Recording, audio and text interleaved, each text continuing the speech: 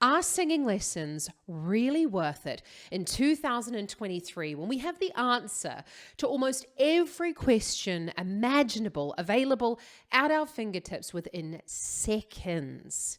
Kia ora and welcome back. My name's Zoe Stebe, your vocal coach for today. And in today's video, we're going to be taking a look at are singing lessons really worth it in 2023? Stick around though to the end of the video where I give you my personal opinion on whether I think singing lessons are really worth it. And I think you're going to be quite shocked. But we're going to dive straight into what is an actual singing lesson because this can vary from teacher to teacher. So a singing lesson usually starts with a warm-up or what I like to call a larynx mobility exercise. And then we move on to a technical exercise, which is specific to your goals. And then we put that technical exercise that we've been working at into a practical example like a song. That is the way that I run my singing lessons, and I know that it can differ between teachers, so it's really about you finding a teacher that works best for you and what you're really looking for with your voice. So now that we've got the definition of a singing lesson out of the way, let's cut straight to the chase. And we have to talk about the cost. Learning to sing is like learning to play any other instrument out there, and it's going to take a longer length of time than you really probably think. Now that really perfectly takes me into the next point of time factor.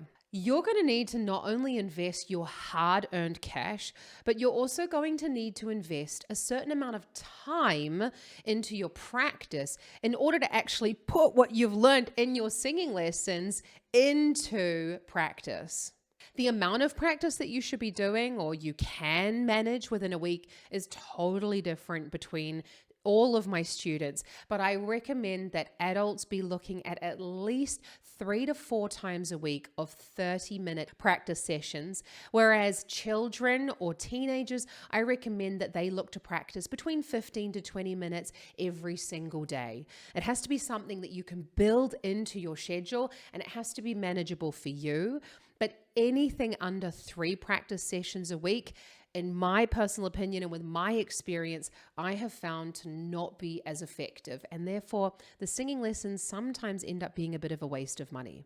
We're at the halfway point in this video. And in my opinion, if you're really not willing to invest the time and if you really don't have the cash in order to invest in regular singing lessons, then I would say maybe think about what your goal really is for your voice. And maybe singing lessons aren't for you.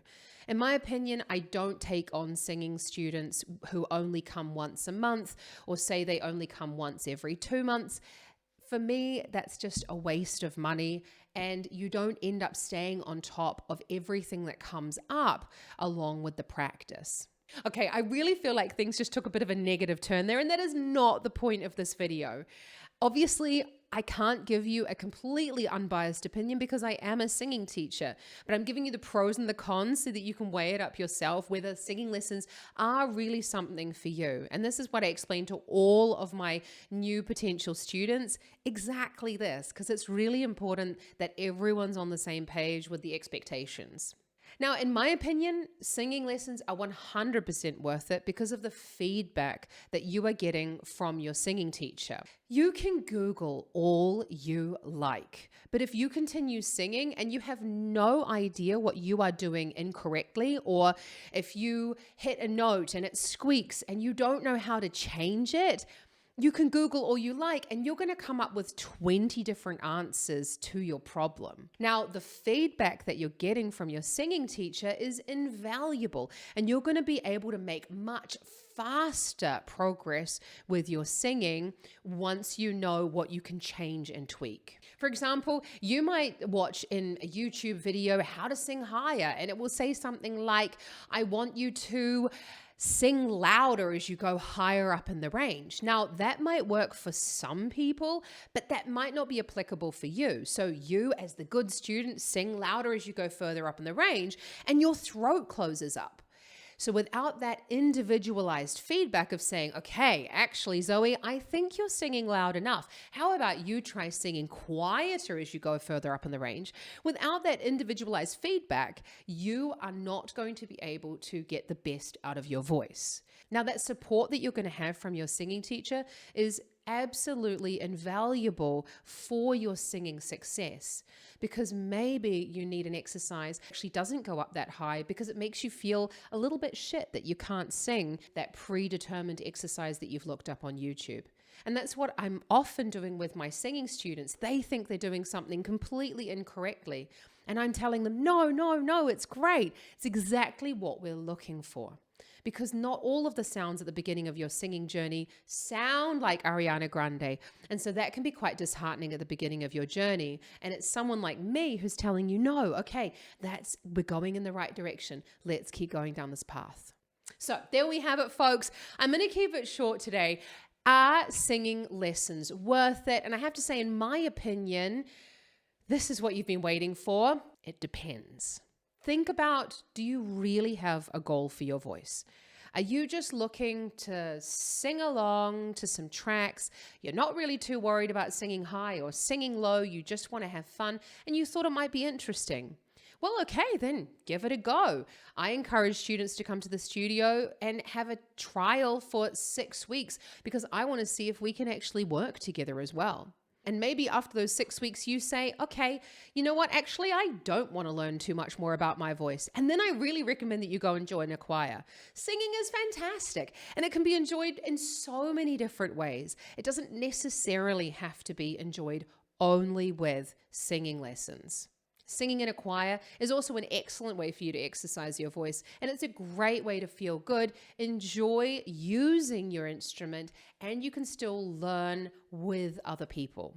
But if you're someone who says, no, I'm really frustrated, I want to sing higher, or I don't know what I'm doing, it hurts when I'm singing, I just can't sing to the end of this phrase, this annoys me, then singing lessons are 100% for you. Even if you're not looking to become a professional singer, and especially if you are, then you definitely need to be in singing lessons.